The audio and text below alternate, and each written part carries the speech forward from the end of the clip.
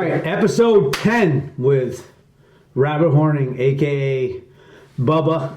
I've known him, how did we meet? It was in school. I took building constructions at a Votech school. And so I'm from Frankfurt, and there's people from all different schools there.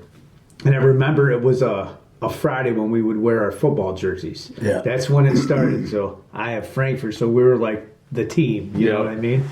And they were from Mohawk, and they were like the other team, and they had just me. I think I was the only one from Frankfurt with a jersey. Maybe David Mendelaar.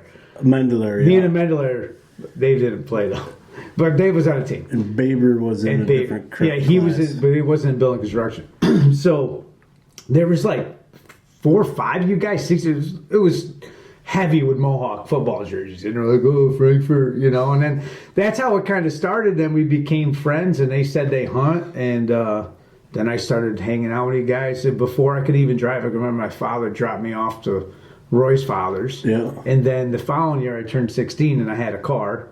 And I would drive up there every freaking weekend, right? Every weekend we were together. Me, you, Roy, Pruzy, freaking everybody. Yeah. Shooting bows and shooting, you name it. We hunted everything together. And that was back in 94. We graduated in 96. Yeah. So 94. When archery was a lot different. With brass pins, shooting fingers with gloves. Yep. Arcing them. Yeah. Razorback 5s and Thunderhead 100s. Dropping them in. Yeah. Yeah, it was a lot different. But yeah, so we have a lot of hunts together. And then I started bringing you with me. I went a couple of times. A lot of small game hunting and turkey hunting we did together. Yeah. And then, so I was always, real close to my father and stuff. So I always would hunt deer with them because it was like since I was a little kid, that's what I did. And then all of a sudden I started bringing Bubba. Everybody else in the other group, they could come too, but they were stuck to, they didn't want to they were travel. set in their ways. They're like, no, I'm hunting the same land, hunting. So then I would take, Bubba would come with me, and then Bubba started killing deer. Right? Bubba started killing deer. And it was different because we'd fill our tags, and they're on a group of what, 6, 7. They're lucky if they see enough deer to fill one tag. Right, so but they still wouldn't come. It was weird. They were welcome to come, but they still didn't. But so Bubba, turkey and deer, archery, sporting clays, 3D shoots, fishing. We'd go fishing all the time. Remember, we'd go up Delta Lake. Yep, I drew the line at hiking. This one spot where we hunted at the farm. You park at the bottom at the barns, and you walk. It was at least, it has to be a half a mile. Oh yeah, I was dead. It is like this. I look at it every time I drive by it. I'm like, I can't. With tree stands, I have a tree stand on my back. Remember the Baker tree stands I had? All the way up the hill, I'd walk fast, and then he'd be down below, and I'd stop and wait for him. As soon as he gets to me, he'd take off. I'm like, you son of a He gets to me, I'm like, you good? He goes, yep.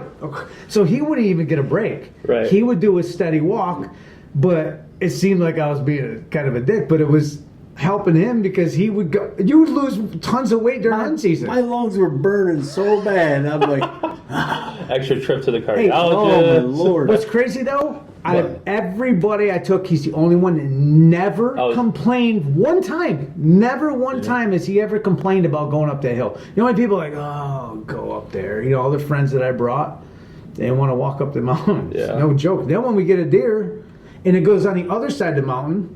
No 4-wheelers or shit back then. Remember that? Yeah. Straight dragging 2-3 deer up over the mountain, all the way back down. Jeremy did say, he's always said that. He's like, anytime Bubba has to hike or anything like that, out of all of his friends, you never complain. I do my best. Yeah.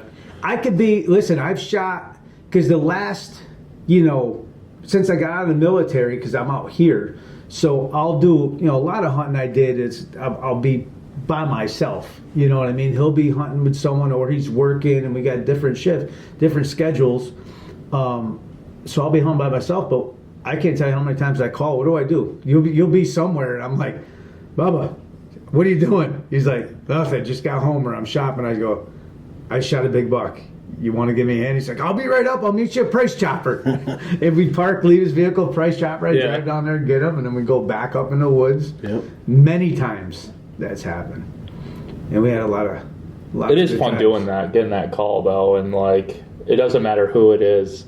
I'm just as excited to see the deer as the person who shot it, because you don't know. Like, even more suspenseful for us because we didn't see anything happen. Right. You know. So, no, we'll go. It's just when it's a big mountain you're climbing or whatever. Well, I'm like, this. He better not have shot a little crotch horn or something. Yeah. Well, how many? So I'm just curious because I never asked you. Like, what goes through your when I call you and you get that call? Like, what's going through your head? Well, That. Is I'm very that curious. I mean, the initial call is I'm like upset with myself. One, either I had something going on where I couldn't go, and then I'm sitting here like, why didn't I go hunting instead? You know, and then I would drop anything anyways on a dime for you, you know, or any of my friends really, but it's just how I am. But I the excitement comes when you get out of the vehicle and you're walking into the woods. You know, you're waiting to see that blood trail, or because that's the first thing he does is bring you right to where he shot it. You know, it's not like I know where the deer is. Let's just help me drag it out. No, he goes through the whole process. You know. Yeah. So it's fun. It's fun. It really is. A lot of like when Bubba started, he would who he hunted with. He didn't even know how to gut a deer. He's killed deer. I still don't know how to gut a deer. I've got probably 100 of them. But when he first started, I remember I went with them. I went with you that one time. This is funny. Remember we went, your Uncle Mike and everything. They're doing deer drives, and me and you go, let's go over here. And he goes, oh, we already took a drive out over there. There's no deer. Come with us. And they lied to us. Said they're putting a deer drive. Never drove to us. We stood there and come over. I was so mad. I'm like, scumbags, let's go on that side of the road. He goes, well, Mike said there's no, I don't care what he said. So we went down there and we're doing little, there's all these fields and there's little islands of like, 3-4 acres of trees kind of and brush. And one of us go around, and this one is shotgun only, there's no rifle. And he'd push through and then he'd wait, I'd do the next one, we're leapfrogging. I remember we get all the way to the bottom. It's a ravine. It's a ravine. Oh, it's like 3 ravines. We're hiking, like we've been walking for a long ways, and there's like thick brush, and there's maybe like 10 yards of it, and it opens up to a little bit of hardwoods, and then it hits the ravine. I said, Bubba, go in there. Do you remember? I'm like, go in there. He's like, I'm not going in there. But before that, I said, I see one more rabbit, I'm shooting it. There was so many rabbits. So he's like, no. I was like, I'll go in there. I'm walking down a deer run. I just get to where the hardwoods open up. I look up, and there's a small buck running up the hill, coming right at me. So we see each other at the same time. I picked the gun up. As I picked the gun up, it's starting to slow down. I just picked up, but boom! The deer falls, starts crawling. I lean on a tree as it's crawling. Boom! I shoot it again. I could see him. He's 10 feet behind me. He goes, what do you shoot? I go, I got a deer. He goes, no, you didn't. Oh, you didn't see it at all. Shot a rabbit. No, the bank in the stick. Yeah. No, you didn't. I go, I'm telling you, I shot a deer. Walk up. I go walk over there, and you saw the blood. You're like, you aren't lying. And then I go, look at there. He's like, holy cow. So now I go, gut the deer. He's like, I never gutted a deer. I go, what do you mean you never gutted a deer? They don't ever let me. They always take the knife away from me. So right then and there, I'm like, he gutted his first. That was the first deer he gutted. Yeah. Then I'm talking him through it. And he had that stupid Gerber knife that was about this long. Do you remember? It's a horrible knife. I said, well, step one of this process. Get rid of that knife. That was the very first thing I told you. Remember, before you even stuck it, I'm like, get rid of that knife. We sat there, gutted the whole thing. And at the time, we're only like 17 years old. 16, 17. And I'm teaching them how to do it. No rubber gloves at that time. No gloves. They're like, what do you wear rubber gloves for? What are you, gay? Yeah. I know. All the time. Yeah. Like, I don't want to get blood all over my clothes. Now, they all have rubber gloves. Oh, yeah. Yeah, absolutely. It's not. Oh, no. They make you dig in there, freaking elbow deep, and wipe shit Well, on your face. I never wore them actually until this past season because I'm sitting there thinking like afterwards we go to breakfast, or if we get one in the morning, we're going to breakfast, or on your way home. Yeah, that smell on your hands. Somebody's always asking, "Can you stop at the store for me?" And you're like, "Yeah, why not?" Right. Or we go talk to the farmer. You don't want to go talk to the farmer. So then I was like, you know what? I'm gonna have to start wearing the gloves because this is, it's not right to walk into a store like that or a restaurant. And you're like, cops show up. He goes, "This is nice. This is nice with the rubber gloves." Yeah. I'm like, you don't get anything on you. It doesn't bother me gutting a deer with my gloves. It's just the aftermath, the odor that kind of just lingers with it until you hit Dawn soap on it, and you always have freaking blood tucked into your cuticles, and it's just better to do it with some gloves and be clean. Yeah, throw them away. Yep. A lot of turkey hunts. Remember that one turkey I killed up in the Frankfurt Gorge? We're driving and we see it strutting on this little piece I could hunt. He's on a gas line. We're like, "Oh, there's a tom." It was like 10 o'clock or in something that like cornfield. that. Yeah. And we went all the way around. There's a swamp on the side of it. We went the next road over, cut all the way through the swamp, and it's just like a long strip, maybe like 75 yards, 100 yards wide and long. Right, it looks like a landing strip. So we went in where he was. We get to the edge of the field. I call. He's all the way down like the other end. So we go back in the swamp, all the way around. Great water. Come up to this side. Where you see? I call.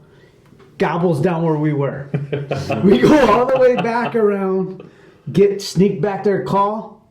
He's over there.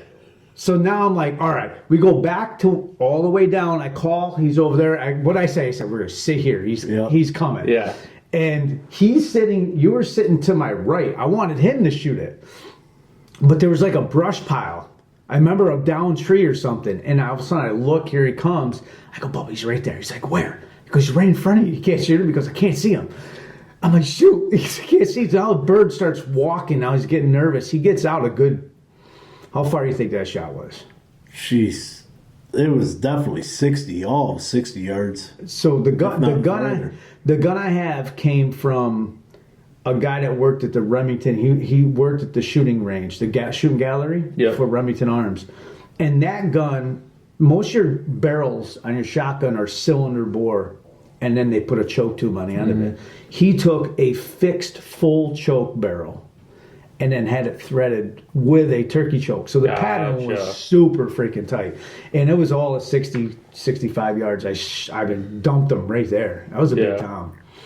Remember all the blood? Wiped his head right off almost. It was just like, how the hell? You're used to shooting them 20 yards is like far for... Right. No. I know. That's funny that you say that, because yesterday I was out with my buddy, and we did a bunch of scouting back home, and then we were shooting those saddies. I wanted to see how those shot with my gun, and those things are freaking lights out with those. But I've always shot like up to like 30 yards, like max. So when we were sighting it in, we're like, we'll put it out to 40 and then 50 and so forth. I'm like, this is a long fucking shot. Like, I know. I'm like, I want them in a little bit. Not that I mean, obviously you can shoot them, you can crush them. I mean, you're trying to shoot them at real close. Yeah. You know? But at the same time, too, at 20 yards, though, that freaking, I'll have to show you that, but like, there's little room for error at 20 yards.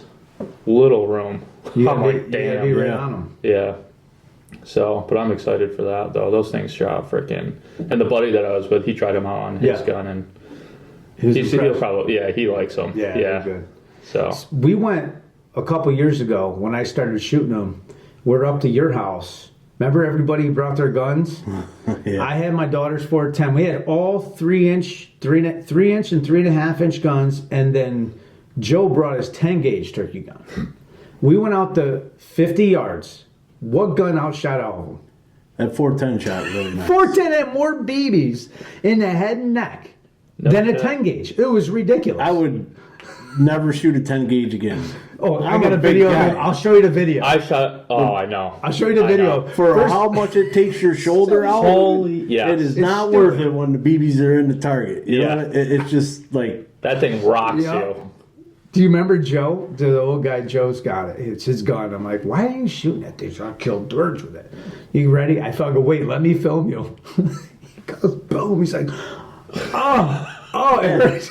He's in his mid-60s. He's shooting a 10 gauge with 3.5 inch. I'm like, this ain't gonna end well. Rocked him. I'm laughing so hard that he goes, you want to try it? And then he tries it, and I film it. It's like, it even rocked him. me. Boom. He's like, Jesus, Joe, why would you shoot? It's not even enjoyable. No, not at all. Joe's like, shoot. I go, I've shot him before. I know it's stupid. Yeah. No. I mean, if we were against a tree, we'd probably dislocate our shoulders. Yeah. That's all. It's cool to have one just to joke around, like, hey, buddy, shoot this. It's like a bluster gun. Yeah, it's like you have a piece of 2-inch conduit. That's what it feels like. Yeah. It's just this huge barrel. Nope. That's funny. But yeah, that is sad. He shoot unbelievable. He's got some because he won a 28 gauge turkey gun, and you got right. Yeah, I got Saddies for that 28 gauge. Oh, that's what everybody's using now. They're all using 28. And then I went and bought the 410, like the one you have for your daughter for Evan. Oh, you did? I bought the same one, the Stevens. Yeah. Guy told me. Oh, yeah. And I'm like, this is the gun I'm going to bring with me when I go with Jared because we walk 10 miles. Right? Yeah. You can hold it like this. Yeah. I can shoot it like a pistol. So light. Absolutely. Yeah. That's what I was thinking. I was buying. I'm like, I might have to use this. No, that's funny. But yeah, we had a good season. Bubba had one of the best. You had one of the best deer seasons in a while. Yeah, it's been a while. I don't think you've ever killed 2 bucks like that back to back, bow and then gun. I can't remember. I know you killed a decent one with the gun. I know you killed a decent one, but I don't think you ever did back to back. Not in the same season, no. Right. Yeah. So the first one, so I had a spot. I've been seeing deer. I kind of know where they are. I was like, get a ladder stand. Because you don't feel comfortable in any other stands anymore. So I go, get a ladder stand. Climbers. Yeah, climbers. Yeah. So, because he used to use the climber. I used to, yeah. Yeah. Yep. So we get the ladder stand, we put it in a spot, and he ends up shooting a beautiful 8-pointer. Which, can we tell a story? Because that's a good story. Yeah, we can tell. All right, so this has been. Do you want to start at the beginning when you're setting to stand up? No. That took us forever to find it because there's only a couple trees to get in, and we moved it from one tree to the next tree back to this. It was a pain in the ass. Then it was. What the hell tree stand did I get? I don't know. You bought it at Tractor Supply. I did buy it at Tractor Supply, but I don't remember. Probably like a River's Big Edge Game or something. Like anyways, it was the 1.5, XL, whatever. We're putting it on the tree, and you know how you just stand on the rung and give it a little. I go step it in the ground because he's a little heavier. The rung breaks. The step breaks. That's about the first step. I'm like, well, now I really feel comfortable because I'm not kidding you. The last 4 years, I've hunted off the ground. Right. And killed deer that way. But now I'm like, I've wanted to get back in the stand, and so he's telling me, go get a good tree stand. I go and I don't know what it costs. It was like $175, $200 or something for the stand. Go put it into the ground, snap. I'm like, it was probably just a bad weld. I checked all the welds on them. So it was a good thing in that tree we couldn't get up to the full 18 feet, so we're able to take a rung out and put it in. Okay. And still, it was only 2. So I was like, well, feet high. Still get up in the tree stand, So then during hunting season, I get up there and I'm getting all locked in. I sit down, phew, there goes the seat. And I'm like, this tree stand pile of crap. He's like, I'm so uncomfortable. So I finally get that where it's, stable enough for me to sit in anyways. So yeah, go ahead and tell him Well, I'll tell my part, and then you tell your part. So I'm sitting there, and then all of a sudden he's like, well, you saw, before that, you were seeing deer. You had some coming behind you. Yeah, they're coming all over. You. That same place that... Yeah, but on the other side of the road. Gotcha. I had him on the other side. Oh, okay, gotcha. And then he goes, I just shot a buck. I think it's a good one.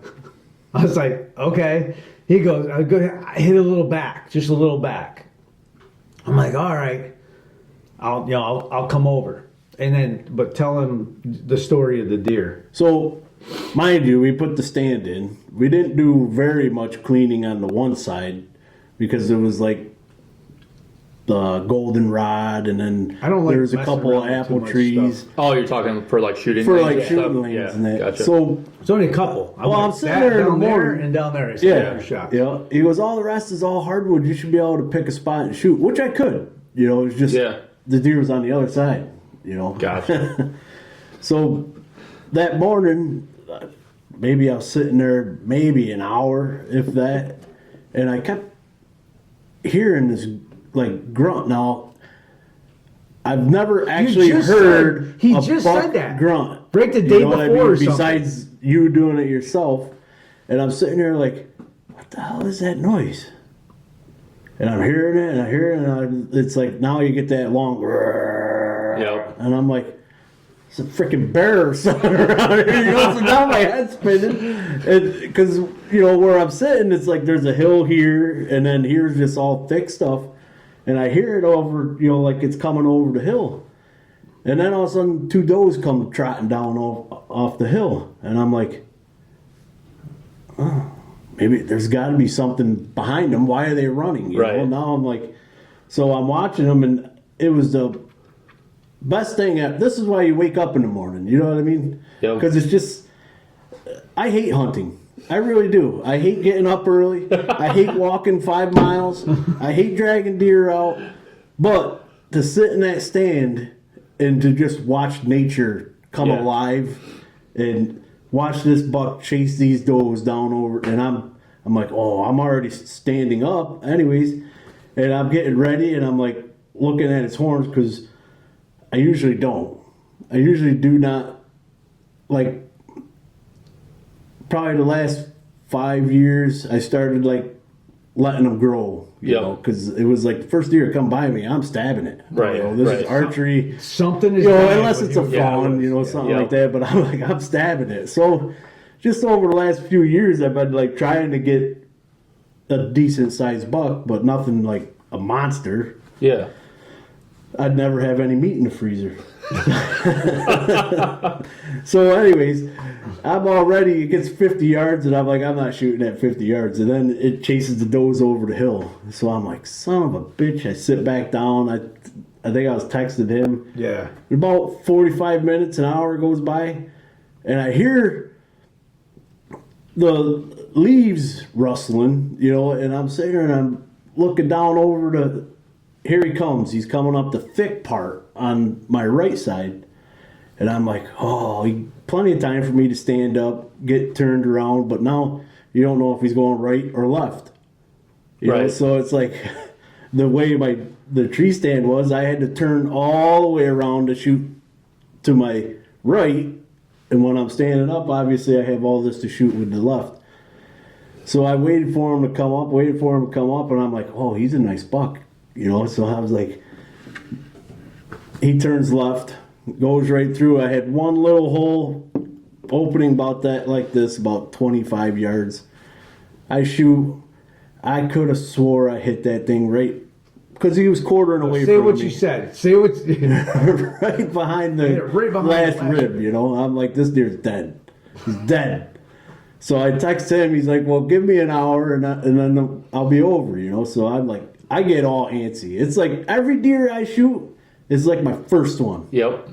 You know what I mean? That's So awesome. I'm like, I'm still shaking. That's awesome. Because I'm still shaking. I'm trying to get like it all I'm 50 together. years old again. Oh yeah. I unhook. I get down. I go, I'm at least gonna go look for my arrow. You know. So I go over there. I don't see my arrow, and I'm looking, and I'm like, there's no blood. There's no way I missed this deer. I saw the knock go into the last rib. So then I'm looking, and then I walk back out, and then you were coming over the hill. What are you doing? I said, stay in your stand. I said, how do I go see my arrow? So then he walks over. He's like, you got blood right here. I'm like, whew, I didn't miss him. So we were tracking it a little bit, and you would see where he... I found your arrow, though. Yeah, you found the arrow. No blood on the arrow at all. Very little on the fletch. One fletch had a little crease of blood. The head is bent like that. Yep. And one blade's got some blood on it. And I still use the Rage broadheads, you know. And so I go, he said, I hit the last rib. I'm like, there's no way. He's like, I'm telling you. There's no way. Then what bent that? You had to hit it in the shoulder. Right. It's like, no. I said, well, then what bent the head? It's like this. Yeah. You hit something hard, but there's no blood. There's no blood. This whole thing. We're like, I'm like, okay. And then we start tracking it. And there was good blood. There was good blood. Like, there's good blood. Then it started stopping. And then I'll find it. And this was like probably one of the hardest track jobs ever. I think 95% of the people would have quit. We would have never. Everybody we know would have probably quit, right? They probably would have never found it. Yeah, we did get lucky. So we're walking, and then all of a sudden I find it looks like a bed. Either it's a bed or he stood here for a while. Right. And then it went a little bit, goes like another 30 yards maybe, and there's another. Looks like a bed, but I don't know if he's just standing there or is it a bed. Then we go a little farther, and again, I'm like, we got to go back. So I marked it on Onyx. I was like, we're going to go get lunch. We're going to hunt this evening. And then we're going to come back in dark. We're going to go in there. We got to give him time. I mean, if those are beds, he's dying. Yeah. You had to hit him at the last, or how, I don't know. Yeah. Because that's very common with a liver or gut hit. Once you start, every deer I've ever killed, if I start finding the beds start getting really close to each other. Oh yeah, he's hurting. Like he's hurting, just back out, come back, come the next day or come, later. So you shot that first thing early in the morning. So now we're not looking for it till 7, 8 o'clock at night. Right. And then we leave, come back, we meet at the truck, get all the stuff. Did we have the side-by-side? Did we hop on a side-by-side and drive it up by We did have the side-by-side. We just drove it come up in from the other way. Come in the other way. We parked it near the stand and then went back down, found everything with freaking headlamps and flashlights, and then see where the deer bed, and we just kept following it.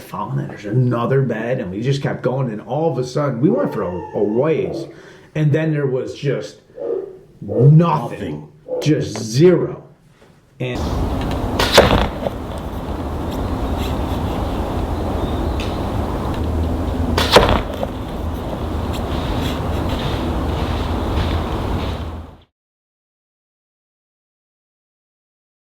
so we lost blood, and it got to the point where I was just like, where would I go if I was a deer? There's so many deer tracks in there. Like, there's tons of deer tracks. It's like that power line, scrub apple. Oh, yeah. Thick, you know what I mean? Yeah. And we're just seeing tracks everywhere, and I don't know, a couple times we went a long ways, like 50 yards, nothing. All of a sudden I go, got blood, right? And it'll be a little freaking drop. And what I have, right, all the time we do the same. How do I do it when we're trailing the deer and you're with me? What do I tell you to do? Stay there. Stay at the last blood. Stay at the last blood. Yep. And then I go down and I start wandering Doing around. a little grid and type I look thing, back to him. He has a headlamp on, and I'm like, all right. So and I'll have Onyx on, and I can see where I'm going. Yeah. You know what I mean? And I start working back. And all of a sudden I look down. Got blood. He's like, really? Yeah. Come over. He stands there, and I keep going, and it got to the point where there's no blood, and we were just standing there. I go, I think I would have went, if I was a deer, I would have went down at an angle, and that's when we started going, and I had my headlamp on. So we're probably, what do you think, 7,500 yards from the last actual blood we saw? Yeah, easily. And it was going this way. I turned, I said, man, I just have a feeling that he cut this hillside down. And we started going down this hill, down this bank, and you can see there's deer runs in there, and I'm kind of going down, and I see like a white thing. I see something white. I wonder if that's him. He's like, you think so? I'm like, I don't know, unless it's, because sometimes there's jugs, when they cut trees, the bar and chain oil, they'll leave the jugs. And we're going down, and we're getting closer, and we're like trying to look with the binoculars. I'm like, I don't think it is. Finally, we get up there, and the freaking deer's dead. There he is, nice 8-pointer. Stiff as a board. Yeah, he was. I mean, he's been dead for a while. Yeah, and now's the fun part. How we getting it out of here? No, before that, it's like the last rib, the last The last Oh, hit. yeah. Where did it I'm really going, hit? There's no hole in this deer anywhere. Like, It was nothing. perfect. Nothing. There's nothing. I go, I don't understand where he hit it. I flip it over. Guess where he hit it? In the knee.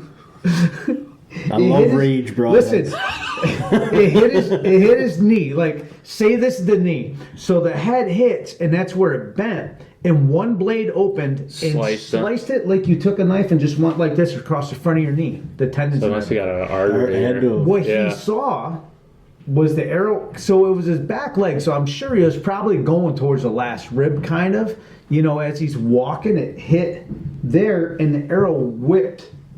His knock whipped towards. I never saw the little tree. He saw it by the rib, but that's when it whipped that way. Gotcha. Because the arrow was facing us. Remember, I was weird because the broadhead was facing us, and that's exactly why it hit. Huh. It whipped like this and fell on the ground. So what I saw was the knock hitting the deer, like get out of here. Yeah, like hitting it. It looped right around. Yeah, that was it. It hit that artery right here and cut right around his freaking knee. That is wild. It is. Can you believe we found it? It was the craziest thing. That is wild. Hundreds of deer I've tracked. And that was So the craziest from one. where you hit it to where you found it, how far? Oh, it wasn't 150 yards maybe, but I mean we did a lot of 200. zigzagging. But even and still, couple for a hundred hit like yards. that, for it to couple only go hundred 200 yards, yards, because we went like this, down, up, around, then all the way back down. Yeah, probably, I'd say 200 yards. yeah, Because the last 100 probably. It wasn't there was like- no blood. yeah, it wasn't like we're walking a mile to Yeah. get it. It was that is wild. right in the area. Yeah, it was crazy. No And then meat lost. No. No, nothing. There was No- the no cleanest blood gut inside. job. Blood. It's like that was the one deer you didn't need gloves for. That Because is usually wild. I've shot, I shot rages, and now it's sever and the Right. beast brought. Dude, there's devastating damage inside the deer. Like blood is just coming out everything. This thing was like surgery. Like if they were to do a heart surgery. Like there was no hit blood. the Nothing. right spot. Like, Yeah, I got lucky. well, not the right spot, but like, yeah. Yeah, it was awesome. I could not freaking believe we found it. That is crazy. Shot in the kneecap. That is wild.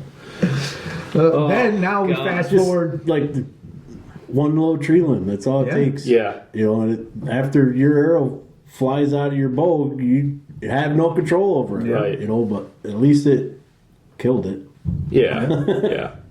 Now we go to gun season. Now it's rifle season. We got snow. I put him in a tree. I said, you said you didn't even want to go in that tree stand. I remember you were like, oh, let me go on the other side of the road. I'm like, go in this tree stand. I just had a feeling. I said, and I was, so we got this one side covered. He was in the tree I put you in Yep. that double stand, or my daughter's stand. And Because the stand sits like this. just complain. You know, and I'm sitting in there like I can't move. I'm a big guy. I can sit like this. I can't. He like every so often turn and look at the field.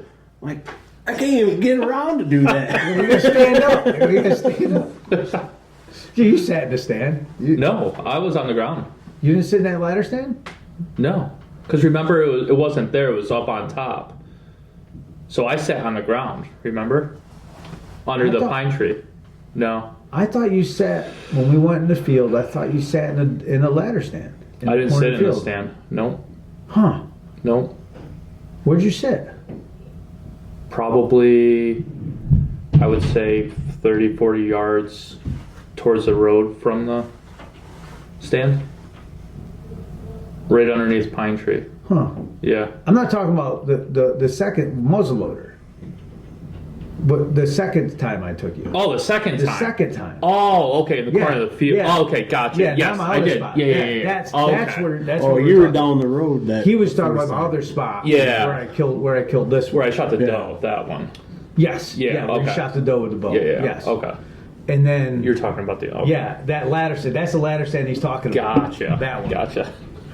So now I'm in I'm in the stand, and I saw a deer, nothing big, and I was after that real Yep. big 8-pointer that I was after, and that's why we're on this side. I just had the feeling that he's in here because I got only 2 pictures of him, and it were at nighttime, and it was in this side, you know. So I go, he's got to be. There's so many does, and then did you see deer before you shot the one? No. You didn't see any? No. I think I saw a couple, and then they text me. You did see a couple because you were texting me. The small 4-point, or 6-point, or whatever. Yeah, and then I hear him.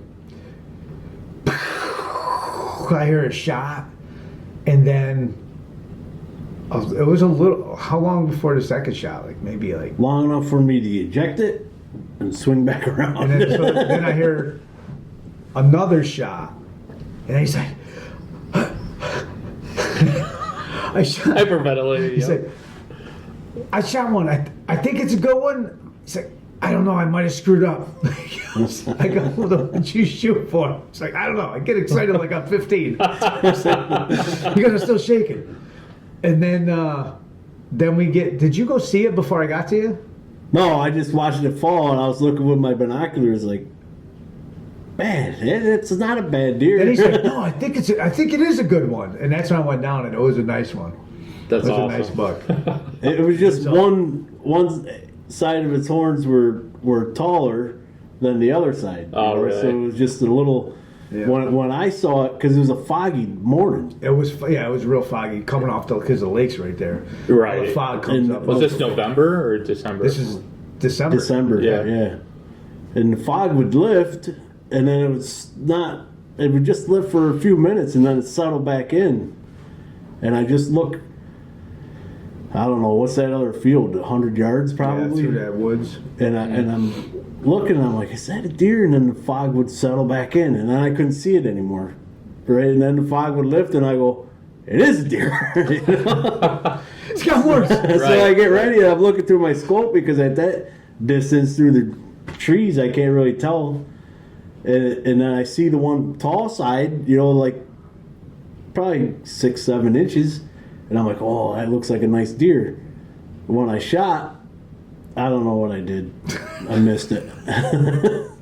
Got excited. I missed it. I either hit a fucking tree or something. Anyways, it come around to my left, and now I had a nice opening where I could shoot through. And then I took it right in the heart. Yeah, and then it come running right across from me. It seemed like every deer I shot in them woods always come back and run across from me. Yeah. But yeah, and then when it fell at the logging trail, I was like getting my binoculars on, and I'm looking, and I'm like, man, I hope he's a big one. I don't want Jared to be mad at me. That's funny. So yeah, we went up. So that was like, yeah. That was your biggest one to date. Yeah, pretty close. Yeah. If not, it's pretty close. I mean, I think my 8-point I got a few years back might have been a little wider. Yep. But I think as far as the tines go, yeah, it's longer. Gotcha. Longer tines. Yeah. So you said like 5 years ago you started thinking about like letting them grow a little bit more, right? That went right out the window. Well, he says it every year. Yeah, he says it every year. But I let a lot of deer go. Here's me though. Yeah. So I tell them I could remember specifically. It was like a 6-point. I let 6-pointer go. I let small leg go, and then he would let it. Somebody either you would let him go. Or I'm like, why'd you let it go? Well, you want to shoot it. And what I say, I'm like, I don't care what you shoot. Yeah. Just because I don't shoot it, don't mean you can't shoot it. Right. Whatever makes you happy. And I said that forever, right? I've never told you not to shoot deer. No, right. No, you never. know. Yeah. I might. I just do it out of, in the back of my head, out of respect. He shoots first, and then he's like, man, I But it was exciting. Yeah. I mean, it was a nice deer. It was. That was a nice deer. I mean, I let a couple little bucks walk, archery season. A lot of does. I didn't shoot a does until muzzleloader, I think. Yeah. Yeah.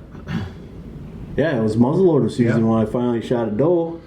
And I let a lot of them go, which in the past I wouldn't have. I would have picked out the biggest doe as long as it didn't have fawns, and I would have put meat in the freezer, you know? Yeah. But the older I'm getting now, I'm starting to like, all right, well, they do look nice on the wall, obviously. Right. So right. it's like, put one in the freezer, and then the rest of the season's going to be, horn hunting, basically. Yep. You know? Yeah, because I always wonder, because I grew up kind of in that same area. I grew up outside of like Richfield Springs area, Burlington Flats, but because that whole area, and it might be elsewhere too, but like we all grew up where it's like if it's brown, it's down. Can't eat the horns, all this and that, every excuse possible, and some people actually do, like that's what they do. They go out there, they kill whatever deer just to fill their freezer, which is fine. I'm all for that.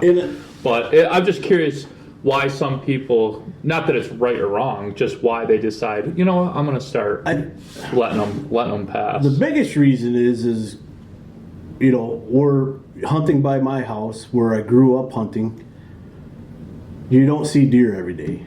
You know what I mean? So when one does come by, you get that extra anxiety and then shoot it or whatever. Where we're hunting now, every day you're seeing deer, so now you get in the back of your head, you're like, well, now I can wait. Because I know at some point I'm definitely going to get one. Right. Where, growing up and hunting, you never knew if you're going to get one that year or not. There was years you didn't get one. Right. You know, and of course it's like the bragging thing when you're teenagers, like, I got a deer this year, you didn't. Yeah. You know what I mean? Oh, yeah. So it's like, so I mean, that adds to the suspense of shooting the first deer that comes by. Right. You know what I mean? Yep. So, but your method changed a lot too.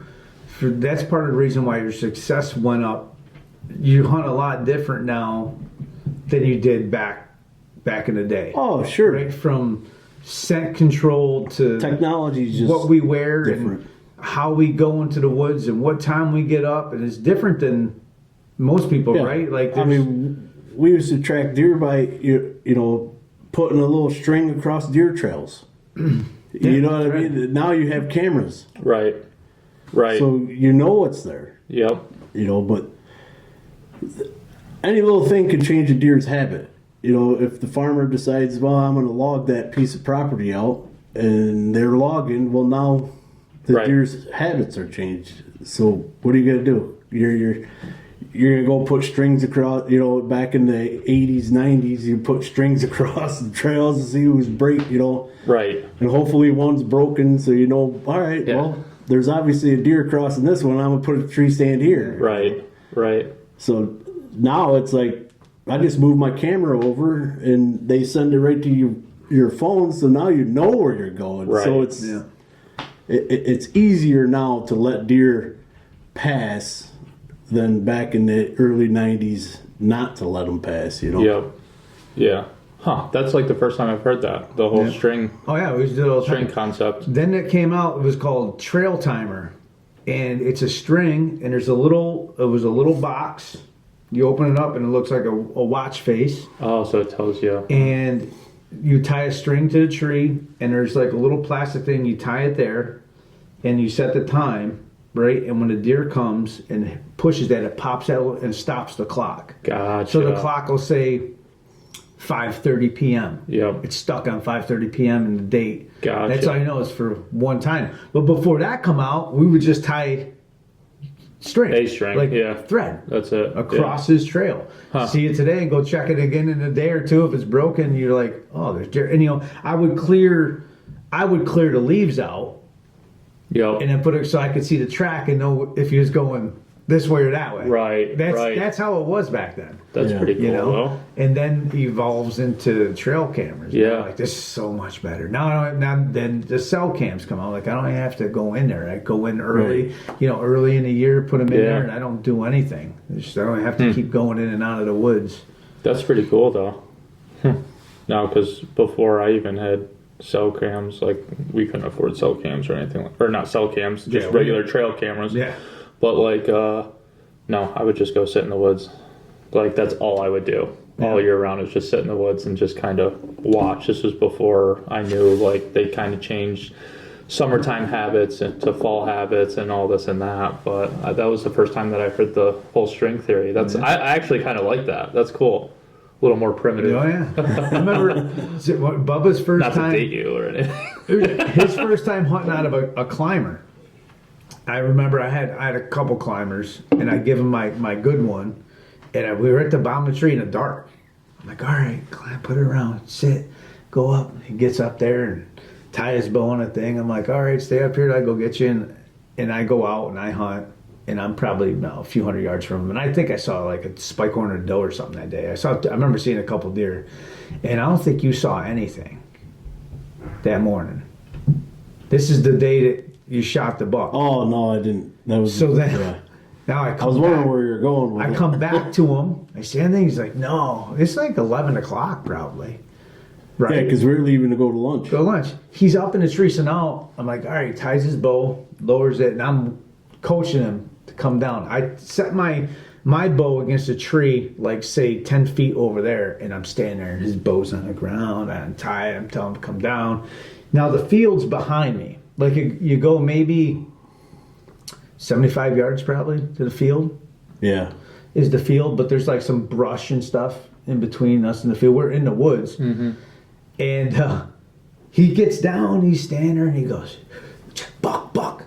I turn around and here comes, you just see this rat coming through. I'm like, oh, get your bow. So he gets his bow and he's standing right there and the deer's coming. I remember we're just standing there and he's walking. You drew the bow back. This deer's within range, within 30 yards. He doesn't even know we're there. He draws the bow. I remember the deer walking and for me, it's wide open. I'm like, I'm going shoot. He's like, I can't. I'm like, shoot, you can't. I go, and I'm talking. I'm like, you can't get an arrow between the trees. Remember we said there was a crotch of a tree, but where he's standing, he can't see that. Right. And I remember, so his bow's right here, his arrow's right here, and I'm watching. I start seeing this, and I go, it's not. Now to date this story, right? I think at that time I was using a Martin. yeah. You know, so it's like I go, you're shaking like a queer in a hot dog. I go, put it down. So you rest. Your glasses are all fogged. You're like breathing heavy. I'm like, relax. I'm talking to him like this. The deer's not even 30 yards. I'm like, dude, relax. I'm like, you all right? He's like, yeah. And I remember looking at him like, all right, pull the bow. I go, pull the bow back. He pulls the bow back. I hit the grunt call. The deer takes 2 steps. He's like, whack, hits his deer, jumps. And I remember watching your fletching go like this over the hill and down in. And we're jumping up and down, all excited. No, that was, I'm sorry. That was the second one. I'm sorry. Yeah, I got the first one went through, we couldn't get a shot. Now we're laughing because I was grunting at that tree. I was grunting at that one. Then all of a sudden. No, I shot at that one, remember? Because that's the one that you said, shoot.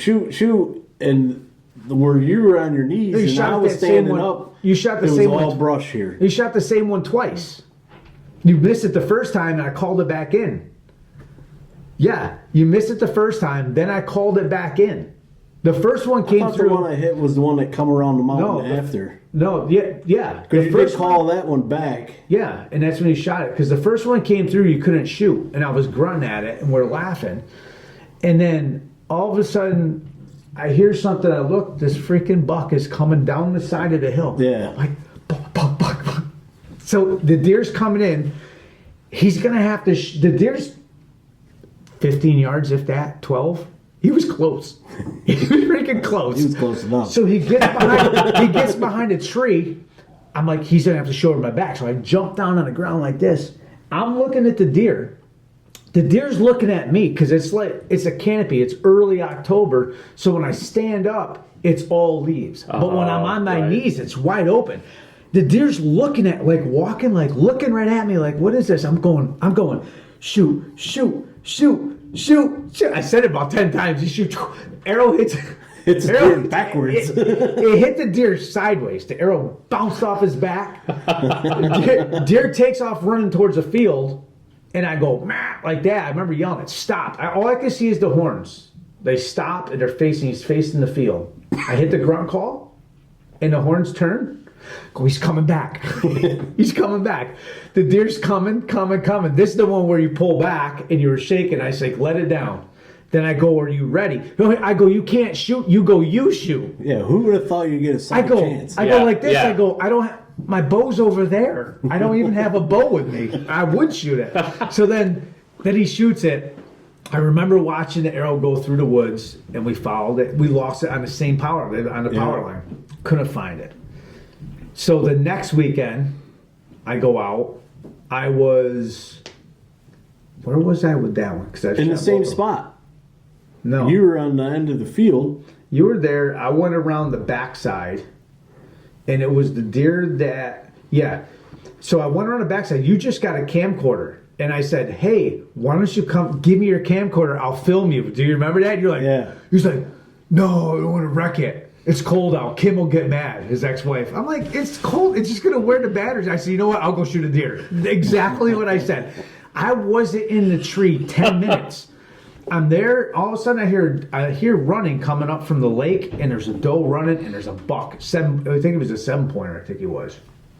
Right behind her, on the dead run, I shoot. I'm like this. I shoot. I thought I totally missed. I see him still chasing her, going up the hill, and I could see my green knock right in the center of his rib cage. And I remember looking up the hill, and there's a group of pine trees. The doe went into pine trees, went out, and then he went in there and never came out. And I'm like, I think he's down there. So we snuck out. We came back. We filmed the recovery. Yeah. First time we filmed the blood. Remember that blood trail? I hit it right through the liver. That deer didn't go 75 yards maybe, and was dead right in them pines. Yeah. We get up there, like this buck looks familiar. It's the one that it's the one he shot. Still in the spine. Yeah. So really? Thunderhead 100. Yep, right above the shoulder where the spine is, he hit it just a little high. Gotcha. It was lodged in there.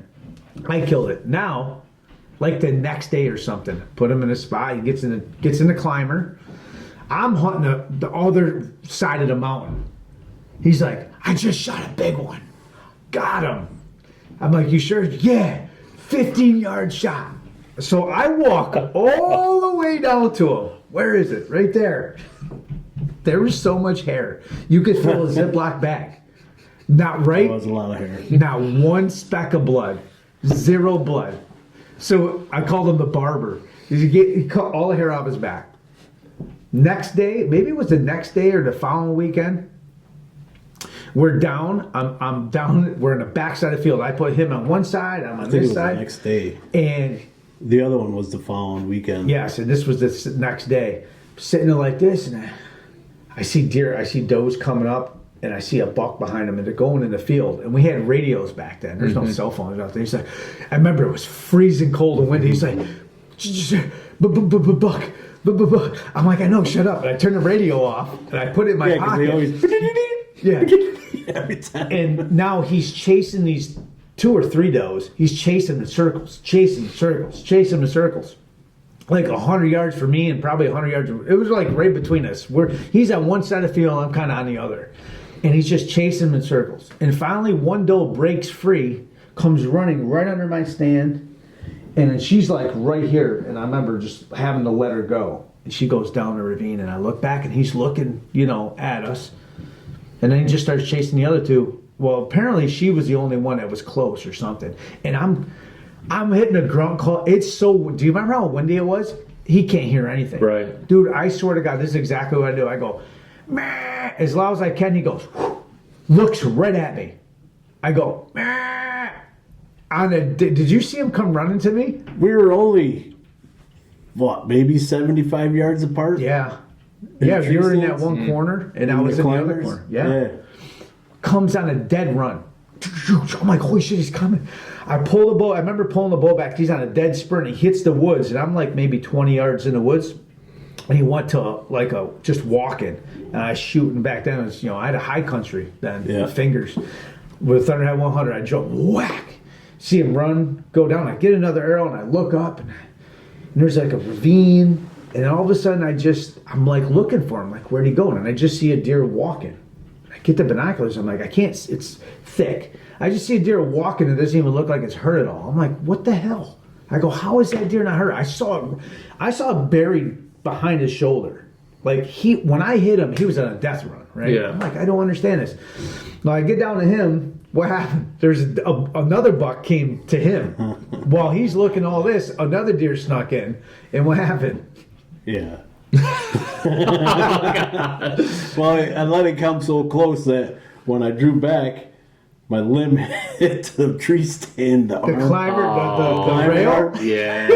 Shot the head arrow this way, and the deer goes. So that was the deer I saw. That was the deer I saw walking. Gotcha. So we went home. We came back the next day, and that deer wasn't 50 yards from where I shot it. It just went over the bank and was dead. Matter of fact, a fox or something got at the back leg. Remember, there was hair all over. And so now, look at that deer. That's the one that he blew the hair off his back. It's got a huge bald spot right across his back. So 2 deer that he marks them and I kill them. Yep. You're tag teaming. Tag team. I said, you keep marking them, I'll get them. Oh, that's awesome. Yep. That's a learning curve. Right? You figure something out every time. I never have good luck anyways. Never. We've seen that same spot. There was probably 140s. He probably was the 8-pointer. He was freaking giant. Heavy, like bases like that. Came up. I almost shot. That deer come up. He stopped at I had a scrape with a Semwick, and he stops right at it. And there's one sapling about this big. He's not 10 yards. Mm-hmm. And there's one sapling. And I can't shoot and I held the bow forever. Right.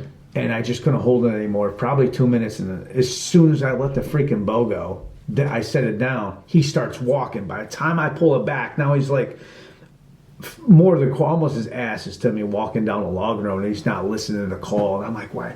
10 yards, I should have shot him right in the neck. Like I could have just smoked him. Dropped him, probably. Giant. Like one of the biggest deer I've ever seen in my life. Right. And he goes down a trail, and I remember getting a stand. I'm mad. The hour goes by. Up on the hill behind me, I hear, remember where your doe went up on that hill? Up there, I hear all this crashing. I look up. Yo, it's that deer and another deer is big. Their horns are locked, and they're coming down sideways, falling, like tumbling down the hill. They hit the log road, and then they stop for a second. They're breathing. I hit the grunt call, and he runs right to the base of my tree. I have the bow back, and there's a tree that got hit by lightning that was like this, and it still had the leaves on it, and I could not get a freaking arrow anywhere in there. He's just enormous tines, and I can't shoot him. And then he looks, and the other deer that's just as big is standing, 50 yards down, and he turns and just chases that deer out. I never saw him again. Now I told him, I said, go here, get in a stand here. Bubba didn't listen to the tree to go in. So he goes in a tree, like, I don't know, maybe 50 yards away. The deer come right, not only the 2 big ones. Both of them. And a spike horn, because I was down the trail farther. They're the biggest deer I've ever seen. I'm down the trail farther where I saw them go down. I was like, you get here, because I know they come through here. If they cut this area I know they're going to back. I'm back there. He's like, we had radios. He's like, I saw them and they're going up the hill. And I remember looking and seeing the legs of the 2, but I saw the spike horn clear as day. The other 2 already were in the thick stuff, going up back all the way up that huge mountain. They just walked up it. But both of them, the 2 that were fighting are now hanging out with each other with a spike horn. The spike horn was just behind them, following them all the way up the freaking hill. It would have been a 15-yard shot. I go, what? Remember? I'm like, what'd you go over here for? He's like, I like it better. I'm like, you carry a light. The deer are coming here. It was so funny. But yeah, we never seen that deer ever again after that, I don't think. That's how it is up there. They just kind of hang out, and then they pass, because there's all crops way down on the lower end, and they all head towards when they cut the corn, then they all head down there. Right. Bubba. It's my luck. It is just my luck. And I was contemplating too, like 50 yards. I think at that time I had the Darton. Yes. New bow. I'm like, this thing can shoot 50 yards, but I was like, I remember. I was using XX75 arrows, aluminum.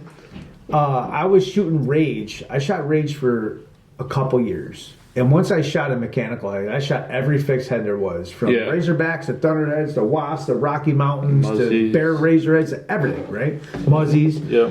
And then I remember when I got, in 2009, when I got in the military, my father had an archery shop. He's like, try these. And I shot a couple deer with them. I was like, oh my God, I never had to get on my hands and knees and look for blood like this. Right. I saw the blood. Same thing, yeah. I saw the blood just spraying out of the deer as it was running away. So I tried getting him. You were shooting, Thunderhead 100? No, the 4-blade. Oh, the one my father your father shot. got me. Slick tricks? Slick tricks. You were shooting slick tricks, right? I mean, my father shot those at 50 yards in Robin Hood, like a broadhead, and then Robin Hood another broadhead right through. I still got it, really? right through the center of the shaft. Yeah, they shot great. There's not much of a cutting day, Right. So I remember going to lunch. I was busting his chops. I'm like, I go, give me one of your arrows. So you give me an arrow. What I do? Unscrew it. I take one of my rages on. I screw it on, and I go, use this arrow. I put him in a spot, and a freaking buck comes. He shoots. He's like, I shot a buck. And so I remember going down to the stand, and it was another ladder stand I had up for Big D when Big D was hunting. Yeah. Shot out of that stand. It wasn't far. It was maybe 15-yard shot. Yeah. That came right around exactly where they come up. I was like, it came exactly where I said it was going to come. And he said, I remember you saying, all I saw was the arrow and it's cherry red. I remember you saying, it's cherry red. It's glowing it's like glowing in the dark as it's going through the woods. So we get there, and I said, where was he? He shows me, and we're walking, and it's the blood. I started walking. He's like, hey, the first time he's like, let's go slow. Let's not scare. I go, that deer's dead. Yeah. That deer's dead. And we went right over the hill, and I go, there it is, right there. And ever since that day? Oh yeah. Like, I use rage. I think you shot turkey right after it, right? You shot. No, that was another one. That was the next time. Yeah. He shot from his. I had him on the ground in the corner of the field. He shot 4 6-pointer, whatever it was. And then he's like, text me. He's like, is turkey open? He's got tags. I'm like, yes. Next thing you know, it's like, shot a turkey too. He shot it back to back. The turkey, the killer. The I almost had a trifecta. There was a porcupine out there too. I shot and missed. Too funny. That's awesome. No, I love the Rage broadheads. Yeah, I still use them. Now I shoot the so you got the Beast and the Slick Trick, or the Slick Trick, the Sever. Very similar. All, I like any mechanical is good. I like pre-deploying. So that's my thing, is I want the same size hole. Like I've killed them with swackers. Yep. I shot a deer with swacker. I wasn't impressed. It was like a pencil hole going in, and then you got a big hole side coming out, because as it's going through, it's opening up. Where a Rage would open before it goes in. So I got the same size hole on both sides. That's, to me, why would I use one that doesn't do that? You know what I mean? Sure. And then Sever came out, same thing. They pre-deploy, and now you got Beast Broadhead, same thing. They all pre-deploy, so I'm getting the same size cut on both sides. Yeah. So that's why I shoot those heads, Yeah. No, and that blood just freaking pours out, man. It's unbelievable. It's awesome. No more getting on our hands and knees and. Yeah. Well, the thing I noticed with that Sever though, when you did shoot that buck with it, that blade looked like it was untouched. Oh yeah, and everyone I did shoot with a Rage, although Rage are a good broadhead, and I love using they're throwaways after. But they're throwaways. They're like the blades always get a little nick into them. Oh right, yeah. Or the head might have a little bend to them if it caught a rib. Yep. But with that Sever, it was like untouched. I couldn't believe how razor sharp it still was. Yeah, because after he shot that 8-pointer, when he kneecapped, when he capped his knee, that the next day I went out. It was the last day of archery, or the last Sunday. It was the last time we could hunt for the bow season, and there was a couple deer I was still after. I let a lot of deer go. I let actually both deer that he shot. I passed. Yeah, Because and. Because I was after this one, but there was another one that I was like, it's been 3 years. I had pictures of this deer, and he never even put on a point. He's, 185-pound deer, big body, rack like this, but he's just a freaking 4-pointer. Mm-hmm. And we're sitting there. I'm in my spot, and I caught him. It was like maybe 10 o'clock 10:30. I remember looking. I see him cruising the bottom. I passed a couple deer that morning. I see him cruising. I could see that he had tines. Yeah. And I remember I hit the grunt call, and he stopped, and there's some freaking pine trees, and I don't know what's going on. I can't see him. I'm like, is that his leg? And he's 100 yards probably down in the ravine. So I hit the grunt call, and I take the can. I'm like, man. And all of a sudden I hear running. He is coming on a full sprint up the hill. Tail straight up. And he's coming, and I kind of know where he's going to cross, so I get the rangefinder, and it said 35 yards. By the time I hit the rangefinder, grab the bow, and pull it back, he's already here. That's how fast he was running. And he comes up, and he hits that spot, and I just go, man, and he stops, and I put it right on his heart. I remember shooting. It was like slow motion, watching the arrow go through. Right through his heart. He jumps, goes about 10 yards, and he's just standing there. We'll add the video. You could add a video, right? Yeah. If I sent it. Yeah. He's standing there like this, and the blood is just a faucet. It looks like you turn on your kitchen sink, right, Bub? It just pouring out, and he just goes like this and falls right over. I had enough time to get my phone out and film it with my phone. That's awesome.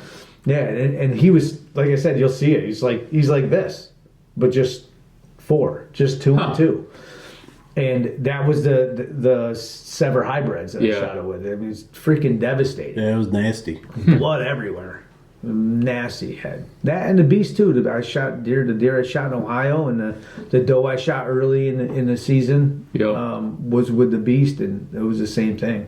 That doe I shot, she was at 30 yards. I purposely put it right on her shoulder, like right on her shoulder. Yeah. And she didn't go 30 yards. It blew right. I mean, the whole arrow didn't go through, but I went through this shoulder, and it was sticking out about that far on this side, and she snapped my arrow. All it was stopping was like my fletching right here. Gotcha. And within 3 steps, I see my arrow just break because it's pinned between her shoulders, and she snapped it. And then she was a good 140, 50 pound doe. She was big, and she just nosedived and cartwheeled and was just dead. That was on the side where you shot your doe. Gotcha. And I was like, well, the best flying head, the best flying head is that beast. I've shot him because in my yard I was shooting at 80 yards. I shot a target tip, and then I shot my severed. Severed's nice. There's a little pin you screw in the middle, and you can use the actual head. It just don't open. It locks the blades in. Oh, no kidding. Yeah, so you could shoot your severed head is like a target tip. The blades won't open because there's a pin that goes through there. And then you just got to make sure you take it out. I've read stories where people shot deer and they didn't take it out. Oh, really? Yeah. Yeah. So then then you just got the one bleeder, the bleeder heads, the bleeder blades. And then I shot the beast, and now I shot at 80 yards. I shot the target tip, and the sever was right there within a couple inches of it. Yeah. But when I shot the beast, I shot the target tip. I'm talking almost hit my arrow. Like they're touching. Yeah. Not once. I did 2 rounds of the same thing. I don't know how they're designed, but they fly better at that distance than any head I've ever shot. That's interesting. Yeah. But sever, you're talking. Yeah. You know what I mean? Both of them are leads like better. Right. Any other head, but that the beast outperformed that at that distance because the hybrid does have, it's got 2 blades that stick out, like it's got fixed blades on it. They're small, so that's probably why it didn't fly as good as the beast, where the beast has nothing protruding out really. You know what I mean? I don't think I ever saw that broadhead beast. The beast one, that's why I shot the one I shot early archery. And then the one I shot in Ohio was both with that beast head. And then they kind of close. You see how they are? They're like on a spring. So if you hit in between the ribs, the blades are on a heavy spring. So they'll go in, and as soon as they go through the ribs, they open back up. So, you know what I mean? It's bone evading or whatever they call it. And then with the sever, the blades open and they lock, but they pivot like this. So say this blade's hitting this bone, it'll pivot as soon as it goes through. You see what I'm saying? Yeah. So that's how both of them got kind of like bone evading technology type thing. So it won't just shear off like a lot of times you'll Break hit a the bone. blade in Remember, it. like Fix, you'll hit it, and you're like, how did it come out his back leg?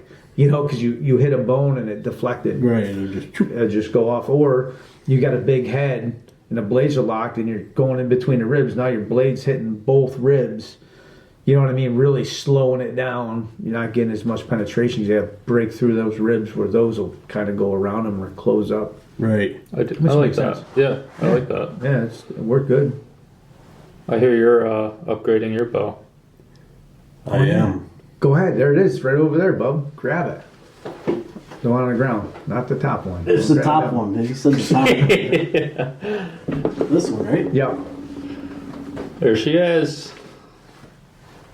I already smelled dead deer. That's her. That thing So, a lot of deer. I was shooting That's Live not saver that's for not the years. site though. That's not the site. I got the other site for you. I got a spa hog that's going on it. Which one's that one? That's I my kind of H- like that one. That's my HHA. I'm sure you do. That's the one they sent me from HHA. But yeah, so that's killed several bucks. A bear. Killed a Canadian bear. I just love the way, You've seen a lot. You see me shoot No. at tacks. yeah, just, I think, after the Martin, I went to the Darton, then a bear bow, Yep. then the limb saver You had the limb saver for a long time. for a long time, and then I just, the other year, bought the, what is Triax. that? Yeah, the Triax. Matthews Triax. Absolutely loved how smooth them bows are. Yeah. You know, and the only thing with that one, with the Triax, they're just so It's real short. Yep. real short. So then when Jared said he was getting another one, I was like, I'll buy that one off you because I feel like the shorter one for me wasn't as Stable. forgiving. Right. You know? Yeah. Yeah. No, that'll be good for you. That'll be nice. Everybody that bought one of my bows. So this kid Mateo, he was like 15 years old when I had my Halon. Before I got that bow, I had my Halon, and I put it up on, and instantly people are like, "I'll buy it," because they see me, they know it's killed deer. It's like it's a good bow. So his father's like, "Hey, I'll buy the bow for Mateo," and he surprised him with it. And then they went to Kansas that year. They went to Kansas that year, and he killed a beautiful buck with it. Nice. Yeah. So Nice. he's killed a couple Kansas bucks. He killed a big one in New York last year with it. He slaughtered big bucks. So everybody who buys my bows, bub, kills a big buck. There you go. Well, I'm gonna hold you to it. That's it. But you're gonna shoot so much better. Yeah. I gotta say, out of all the people I shoot with, you're probably one of the better shots. Like Thank you. You're better than me. You're seriously like you're a better shot than me. I get lucky. I'm not lying. Like you're a better shot than I am. I do get lucky. But I just practice. We a all lot, do. but you're a better shot than me. last year I sucked at tack. I mean, I was hitting the targets, but I don't know if these glasses are. I think I had these glasses still then, and for somebody that wears glasses, when you're looking like this, it's blurry. Gotcha. You know, so then it's kind of hard. Like even looking through a glass of water, you know, where sometimes the it's just distorted that little bit, but when you're shooting 70 yards off a mountain, you know, at a that's a target, that little bit It's is a a rabbit. lot. We're shooting at a little white rabbit that was like this big. Remember? In the Well, box? remember the last one? I think was that white the ram thing. yeah, the white ram. And I hit the stone, the big boulder that was there. Yeah, that's right. He's like, "How'd you do that?" I go, "I can't see with these glasses." on." You're not even. You're like 3 feet away. Like, I got new ones coming, but it's like they're just the way they're designed. You know, it's just like they all have, every glasses has like the certain spot on them where your eyes are. And for some reason with these ones, when I'm shooting, of course I don't have the wide peep like that one is, you know, and that could be part of the problem too. I had the smaller peep sight, but it would just change the where the target was a little right. bit. So last year was horrible for me. Yeah. But before that, I was doing pretty well. Well, you guys screw with everything, so they'll friggin' try to mess with their arrows, they'll move their sights, and they'll move rests, and next thing you know, I see them next week, they're like, oh, I'm like, what arrows are those? Or what's this? They're like, oh, I'm trying this. Like, stop touching the bows. You and Matt would kill me. Like, stop it. Right. Don't touch anything. You're shooting so good. Like, just stop, because you go down a rabbit hole. You start listening to a podcast, or you read something, you're like, oh, I gotta do this. Well, and Matt was really bad with it. Mine was like with that tri-X, because it is a shorter bow. When the string come back and you're trying to get your anchor point on your nose, the string's like, it's kind of, well, it would be the other way. But that triangle's really sharp. Yep. So when you're trying to get anchored to it, it's a difficult bow to get anchored for me, basically. For a bigger person. Yeah. No, that makes sense. And because I'm like watching him, I'm like, so it brings your peep farther away. Your bow's too short. I go, your bow's too short. What do you mean? Because he's pulling back. He's going. I go, your bow's too short. What do you? Oh, you were leaning. Like, in. yeah. I'm like, you got to get it back. You got to be comfortable, and you just kind of bring your head down that touches the string. And then it took a little bit. It was like fighting with the. Eventually, we got it. Yeah. You had to go to the shop a few times and get it. Yeah, that's the one thing with a lot of people is like they do go down that rabbit hole. It's like there's so much information out there now and different people to follow, and they just try to get information from everyone, and someone's contradicting another person, and it's like you're never going to win that way. It's like stick with one thing, be consistent with it, and then you can figure out how to manipulate little by little. Yeah. And that goes with anything. It's not just shooting bow. It's hunting. It's everything. Yeah. Well, a lot of them think you need to, like, you got to have these expensive arrows. You got to have this. Like today, they're getting paid to. Right. So today I'm shooting. They're less than $60 a dozen. Like I'm shooting 50, 60 yard shots. $50 with the code. $50 with the code. Yep. Bingo. And I'm hitting. I'll show you. I had videos. I posted them. Like it's just freaking less than $60 a dozen, $50. Like, where are you going to buy those? They shoot freaking perfect. Right. I mean, you see me shoot 150 plus yards at tack. They shoot no different than the guy with $250 dozen arrows. I think on their site they call them sport arrows because they're 003s and not 001s. No difference. Yeah. I've shot the ones. I've shot the threes. Yeah, I just got the 001s. There's no difference. I watched them. I watched like I don't know if it was MFJJ or one of them. They shot like the .001s and the .003s. Oh yeah, you were telling me about that. Shot the same. Yeah. Especially for what maybe if if you're a Vegas shooter, you're doing it for money or something like that. Yes, but for what we do, every millimeter counts. Yeah. I'm telling you right now, it doesn't matter if I shoot that arrow or a $250 arrow. I'm shooting it the same because I'm not, Levi Morgan. Right. You know what I mean? If I'm at that level, now you're cutting hairs and you want that extra. Yeah. But for what the average person does. Shooting into a $50 freaking arrow, right? $50 a dozen. You're gonna kill every animal there is, and you'll hit every target. Right, no different. You know what I mean? Or even if you're shooting a deer, not for nothing, but even if you're off half inch to an inch, like think about your diameter of your broadhead too. Like, it's not going to make that much of a difference, realistically. As long as your arrow's built to your length, the specs, right? So your draw length and your length of arrow, and you want to shoot either 350s or 250s or 200s, or as long as you got that right, I don't care that $50 dozen and a $150, $200 dozen are going to shoot the same for you at 20, 30 yards. They're just gonna. I mean, I've done it. Right. People will tell you different because that's what they buy. A lot of people that don't shoot a lot, and they'll go to their shop and they're like, "You got these rip TKOs. You got to have them. These red." And they shoot them. They're like, "Oh, I hit a bullseye." They're like, "These are the heads." I'm telling you right now, I put that arrow on, you're gonna hit the same freaking place. Yeah. Done it. Grew up in archery shop. I mean, a lot of it is it's all about money and fad. You know what I mean? Yeah. That's all it is. I mean, how many deer have I killed, Bubba, with cheap arrows? Same here. Right? I'm the cheapest guy you find. Right? I'll sit in Walmart for an hour looking for a better deal. You know what I mean? It's like... Yeah. Oh yeah, he started to get technology. This year was like heated socks. Feet don't get cold. Yep. I'm so excited. And then, hey, did you burn? Was it you that burnt yourself? Oh, that was my other buddy. Someone I know a guy that had the socks on, and they got burned. No, the wires like burnt them. They had to take it off. If you don't wear like who the hell was telling me?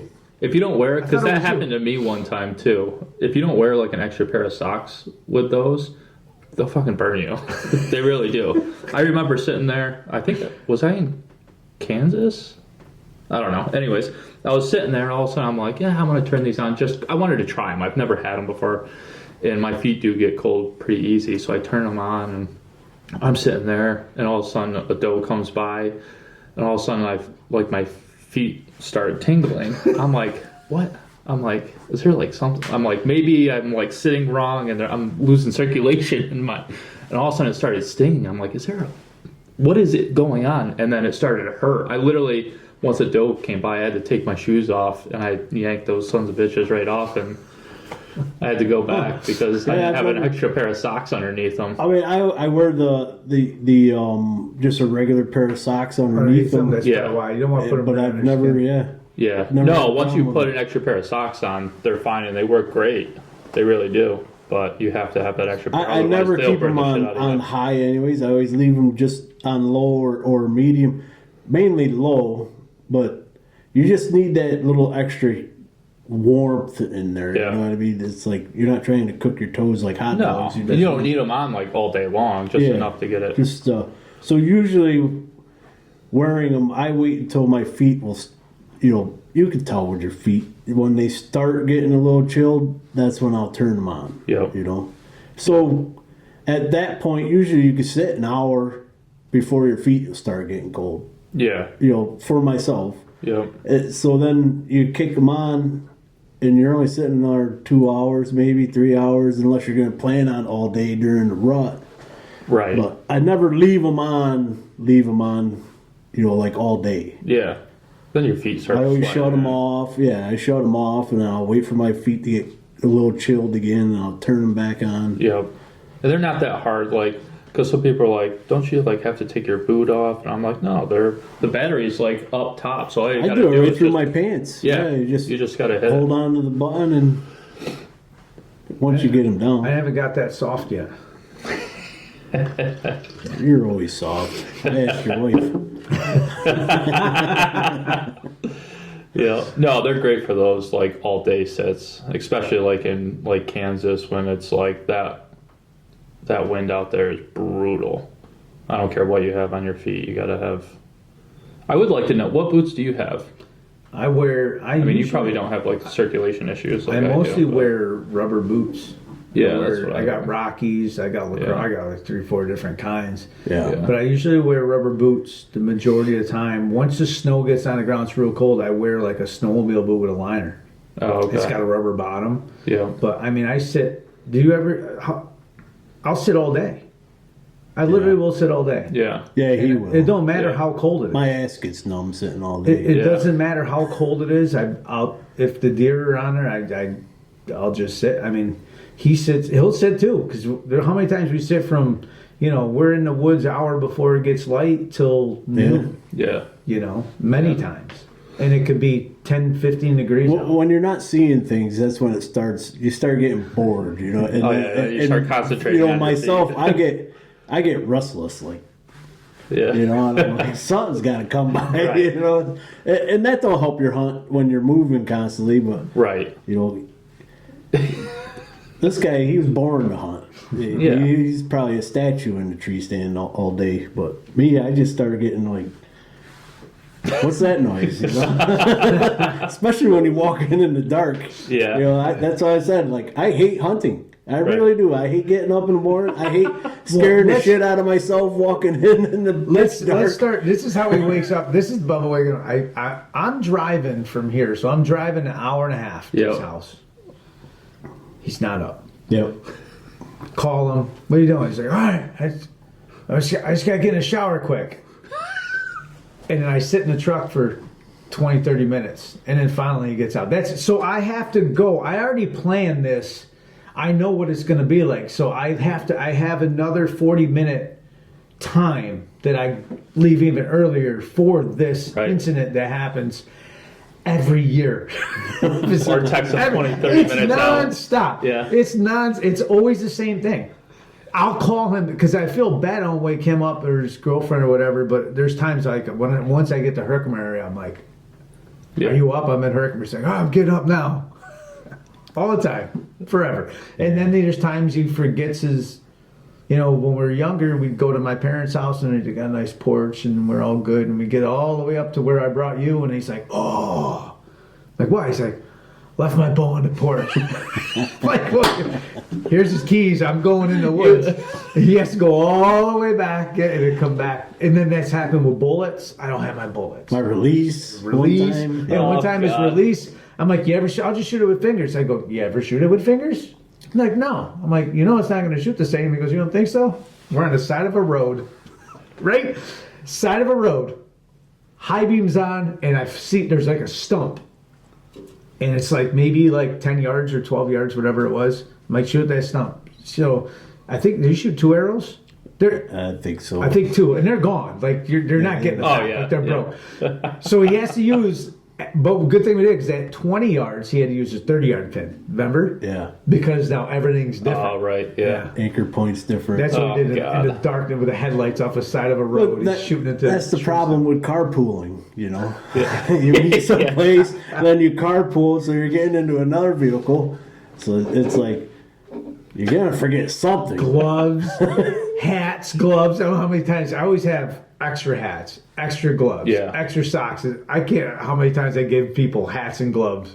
That they forget, or deer calls, or whatever. Yeah, I always got extra calls in my bag. Yep. I love it. I love it. Or pretty soon, turkey season coming up. We'll be doing some turkey on. You're still going to take Ari? Are you able to do it that Saturday? Yeah. All right. So you're going to take Ari in one spot because Gabby's old enough, and I'll take Gabby. Oh, nice. But here's the thing. So Ari already knows that sometimes Uncle Bubba is going to say that he hears a turkey, but there is no turkey. I have good ears. Dude, it's so bad. Listen, we're sitting there like this, calling all. He goes, "Ooh, ooh, ooh." I go, "What?" He goes, "You didn't hear a turkey?" I go, "No." He's like, "You didn't hear a turkey?" I'm like, "No, I can't tell you how many times, 100 for years, that's the same thing happens." And it was usually a woodpecker, a dog barking, a bird, a crow. Your excitement just gets amplified. All the time. It's the same thing. He goes, "Ooh, ooh." I'm like, "What? You hear that turkey?" I'm like, "No." All the time when we're up to Bruce's and we just gobble like a bastard. It was the people had a freaking pet turkey. Oh, really? Yeah. Gobble like a bastard. He's gobbling. Yeah. We had a neighbor like that. He had a few turkeys and always hear that thing gobbling. Yeah, we had no idea. We found out that day. That's funny. There's a decent amount of turkeys out there this year. There's a lot of turkeys out there this year. You see the ones I got on the cameras? Both. So the corner where you shot your deer near in, that corner I had that revolver cam, that 360 cam. Yep. They're coming right out of that corner. Big toms. Then across the road where I had my ground blind that I made, I had that 360 there. They coming out of there too? 15, 20 of them strutting in there. Like in front of the camera. It looks like it's like somebody's taking photos, but it's my camera. Like they're all right in front of it. There must have been 20 turkeys. Wow. And at least probably 5, 10 of them were all full strut. They're just everywhere. Yeah. Yeah. All they're in not that little field area. When we were scouting yesterday, they're not really broken up yet, but there's a ton of them out there. We actually saw one breeding a hen, actually, which thought that was a little early, but yeah. But I'm excited, man. It'll be good. Yeah, I got to see where, probably in the corner by that stand. I got to give you one of the blinds. We got to go. I got to put. I have a blind. Do you? Yeah. In the corner of that field by the ladder stand. Because even if they're in the other field back there, they all come. Eventually, they cross that right there, that area. I think you just sit there. Now, how is it with, like, I have the worst luck with decoys. I know. It's just, I don't know why. I just have the worst. Every bird I shot never put a decoy out. Yeah. You know, they've worked for me. They haven't worked for me. It's like one of them. It's like a gamble. I've killed them though with the freaking fan. Three years in a row. Like, I'm not kidding you. That shit works. Yeah. Oh yeah. Yep. My buddy and I were just talking about that too, with like the decoy situation. And sometimes, like if you have a Jake decoy out, those toms will come out and they'll see that and they'll walk completely ahead. And it's because what happens, I guess, is if you have a group of Jakes, those group of Jakes will beat the shit out of that tom.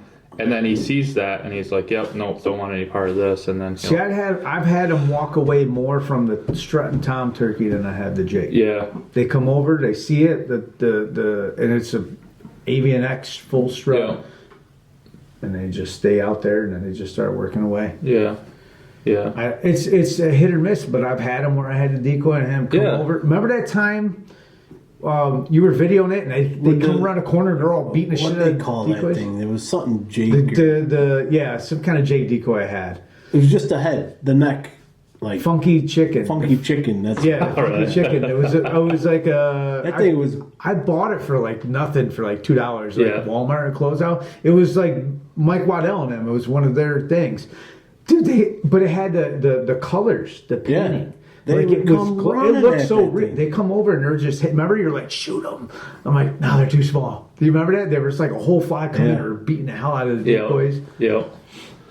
No, so they. I mean, it's one of them things. Either they work or they don't work. Yeah. They're like deer though. I mean, they have personality. When we brought Dakota out the Bruce's, the youth season, they came in and they kind of skirted the decoys. I mean, we ended up killing them, but they all came towards them and then they kind of veered around them. And then you end up, remember that first huge flock come through and they were a little far. They came right by us, whole flock of toms, remember? And then I called in another flock. They were coming like this and we had to shoot them off the back window. I remember we had to unzip the window and he shot it. There was 3 or 4, all 10 11-inch beards. Yeah. That was a good time. No, that'd be fun. I can't wait. I won't be able to get out open in the morning though. I'll be in Florida. I'll be back on the 3rd. Yeah. But it'll be nice to get out though, because that helps break up. Yeah. Between now and deer season, anyway. You know. Yeah. Yeah. We usually go hunt, and then in the morning, and the second half of the day, we'll do some, land management stuff, and some of the food plots we want to start, and maybe some trees fell down, cut them, that kind of stuff.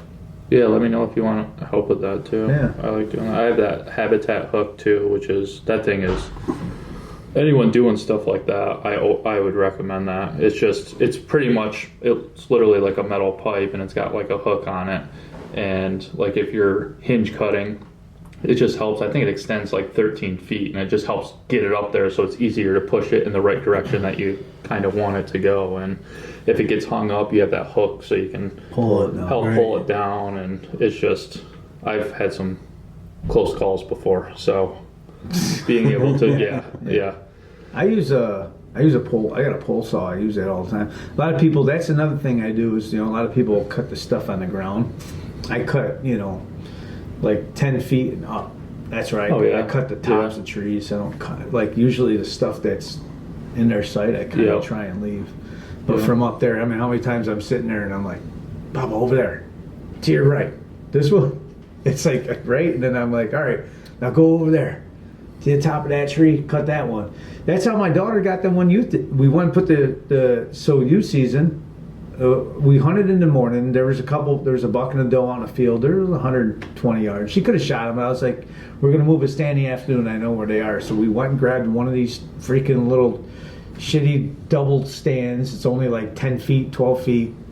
We bring it across. We put it up. And then she's in the stand with me. And I'm telling him, I'm like, down this ridge, cut these, because I know they cross it. Because I killed deer with the bow there. And he cut, and she shot it exactly where you cut the branches, them saplings. Yeah.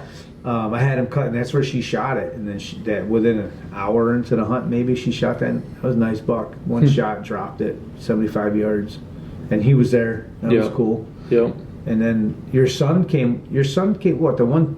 When you shot the big one, the one year after. The one I finally, when I got the big boy, I'm not taking him hunting anymore, though.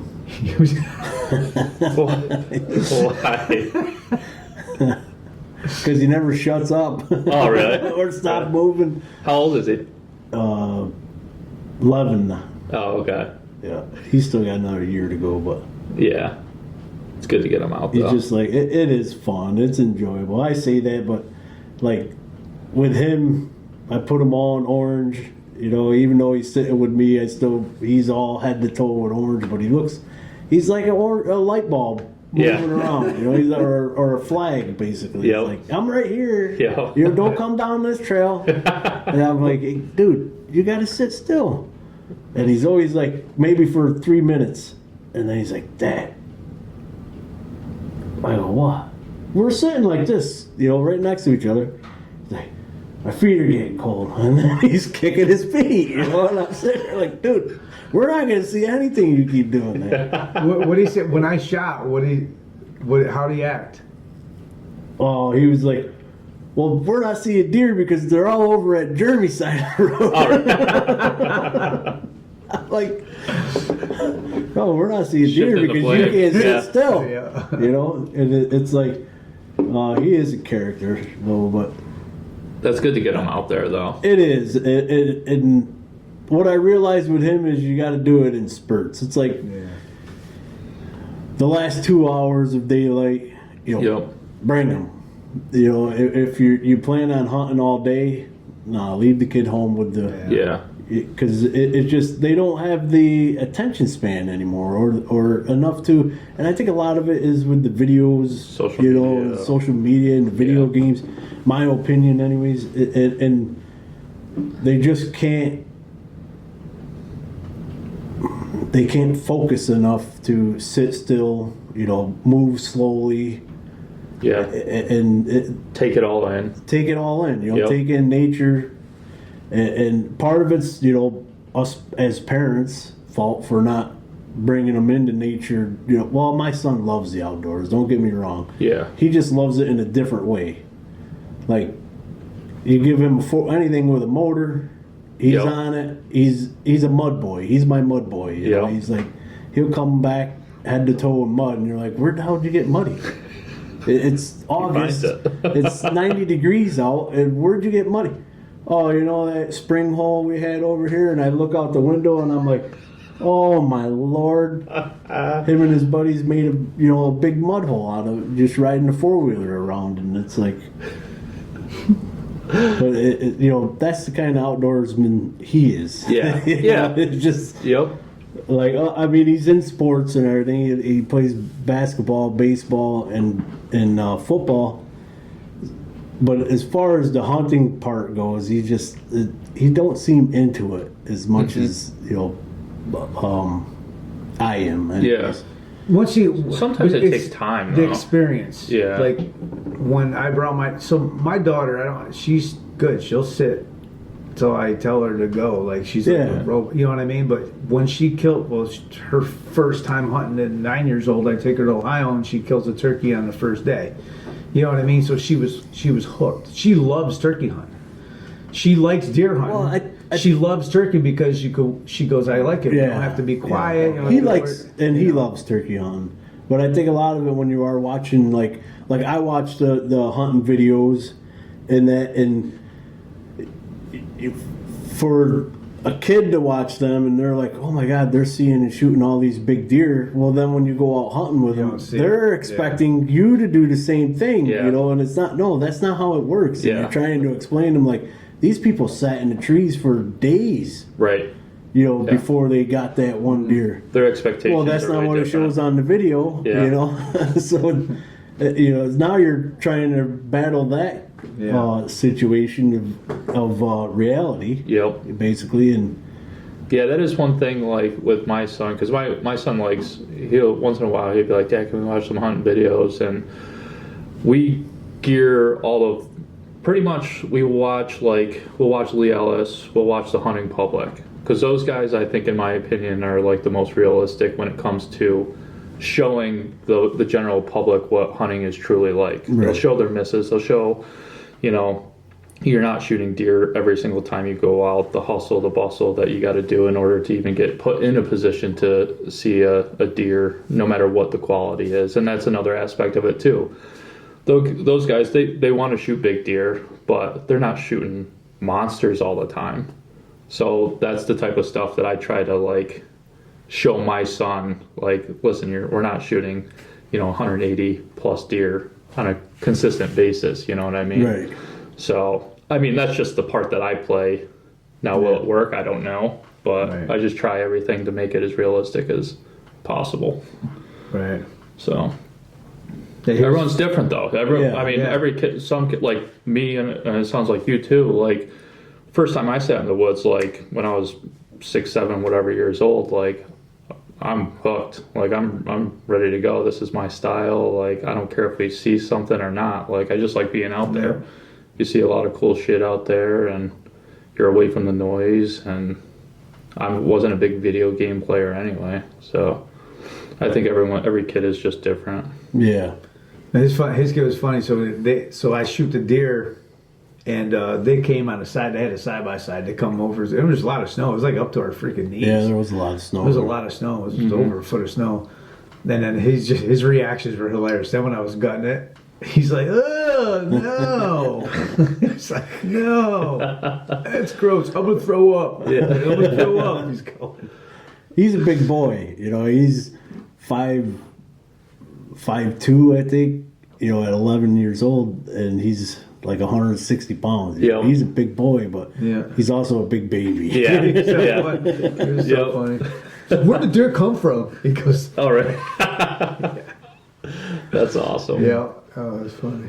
I don't know, because when we got home, he's looking at the ones that I have on the wall, which are only 8 points, and he's like, "How come you don't get deer like Jeremy does, Dad?" I'm like, "You want them? Go sit with Jeremy." Maybe then I could have got a deer. Right. Oh, that's funny. Hey, I can't wait till he's old enough to take him. We definitely have to be in the ground blind with him with all the windows except for yeah. And I think he would have been. And that's the other thing. You got to keep him comfortable. Yeah. Like it was cold that day. It was not a good day. It was cold and. If we were in a ground blind and you had one of them little buddy heaters, he probably would have been a lot more comfortable and sat still. But we didn't have that luxury at that time, so it was like. But we'll he's get out there. though. Yeah, we'll get there. I mean, he loves turkey hunting. He wants to go all the time, but he just don't want to get up. So, a lot of times I'll circle back home or something and be like about 9 o'clock, which is the next. That's one of the best times to get out there, right? And grab them, and then we'll go out back quick, and try to get one going that way. But he's something. Yeah. Yeah, that was a lot of good memories, more to make. Yep. Yeah. Looking forward to turkey hunting. I went to get on a turkey. I wasn't hunting with Jared at the time. I was hunting with a friend of mine at work. He's from Laos, right? Or not from Laos, but he is Laos. Whatever it is. Is it Laos? Is that a country? Is it a country? I think it's Cambodian. Cambodia or whatever. Cambodia. Yeah, something like that. So this guy's funny. He really is. Well, anyways, at this point, I didn't live on the mountain. I lived down in town. And my cousin lived on the mountain. So we'd always meet at his garage, go out turkey hunting, come back, like we'd all disperse, go wherever, and then come back and meet in the garage again. And, it downpoured. We went out that morning. Him and I went out, like 4 or 5 of us went out. So him and I went out. The other ones went their own direction. It downpoured. So him and I went back to the garage. We started drinking Jack and Cokes. So this is why it was so funny. Like the rain stops, and I just grabbed my call just to, hell with it. Let's try it. one of them fires off. He's like, I go, B, did you hear that? Ain't no turkey, because the way he talks, you know. Yeah. He's like, Bubby, there ain't no, because he's just so funny. There ain't no turkey. I said, I'm going to get my gun and I'm going turkey hunting. He said, there's one out back. So I sit out back, right, and I wasn't there 20 minutes, you know, just the way the terrain was and everything. And I called the bird in, like 20 yards, shot it, come back with it. He's like, holy shit, Mama, you weren't kidding. Oh, that was the best freaking, because who would have thought, you know, we got back probably 10 o'clock, a little early to start drinking, but when you're with buddies and it's like, let's have some Jack and Coke, because that was his thing. Right. He would always bring me a bottle of Jack Daniels just to be like, thanks for taking me hunting, you know. Yeah. But, so we would crack it open and have a drink or two with it and kill a turkey, and he's like, you son of a bitch, so it was just like it's not something to teach your kids, I guess, but No. it's an enjoyable moment. Times have changed. Yeah. That's evolve. awesome. Yeah. Well, good stuff. No, we appreciate you Yeah. coming on, and Yeah, thanks for coming on, man. Appreciate the invite. More than coming on, thanks for the friendship and the many, many years of good times. Same here. Many more to come. Yeah. I'm excited to see what you do with that bow this year. I am too. Are you going to see Attack? Oh yeah, that's right. You are. That's coming right. with us. Yeah. Yeah, Nice. I start getting in shape for that. Remember the first time they're like, there's like 3 of them. And the first year, I'm like, the first time I like got everybody to go, and now they're all together drinking and they're calling me like, we're thinking about doing all 3 days, shooting more than one shooting a day, and I'm like, you guys know how far it's a mountain. You're hiking. Like you're hiking. What is it, 7 miles? And what'd you guys say? Well, then don't go to the gym tomorrow. I'm like, I'm not worried about me. I'm worried about you guys. I'm like, I'll shoot them all day long. Right. I'm not doing it because of you. I'm like, okay. Hey, the next day they're all like, my legs. Oh, the first year, my thighs, and I've never had a problem with my thighs burning, you know. And I'm like, holy. You wake up in the morning, you know you put on some miles. Yeah. He- Well, like, when you're on a whoa. mountain too, you're using muscles that you don't normally Pico's use. no Just- joke. Like Seven Springs is a bigger mountain, but it's more gradual. Like Pico, you're walking down at one point, you're going down like this for a half a mile probably. Yeah. That's when it really wrecks you. really You're hard on walking your like this, ankles. and you're just walking down like this. Yeah. You went from one lift, have to go all the way across to the other run, then go all the way down that to hop on that to bring you to the top of the summit. Gotcha. That's the one that gets you. Yeah. It's that going down the hill because it's all the top part of your front of your quads. Right. Yeah. And then it's down, you know, you think you're walking down the mountain, but no, the way they have the targets is, you are walking down, but then you're going to walk back up. Oh, yeah. And you're going to walk back So down. this is how it and then you're goes. gonna walk this So way. they're all sitting there. This is exactly so you're here, you're shooting down this ravine into this like creek, like 70 yards down. But then when you pull your arrows, you got to come back up this bank to get back where you are, where your shot from and go Gotcha. up. So I would, they would go to the next station. Oh, and you. I would run down, pull the arrows, Yeah. jog. I jog down, pull the, then I jogging up these mountains. Sometimes they'll take my bow to the next station because it's not just a normal trail. It's when it's really hard is to go and get the arrows and coming back to the trail. Yeah. And I freaking pull all the arrows for everybody.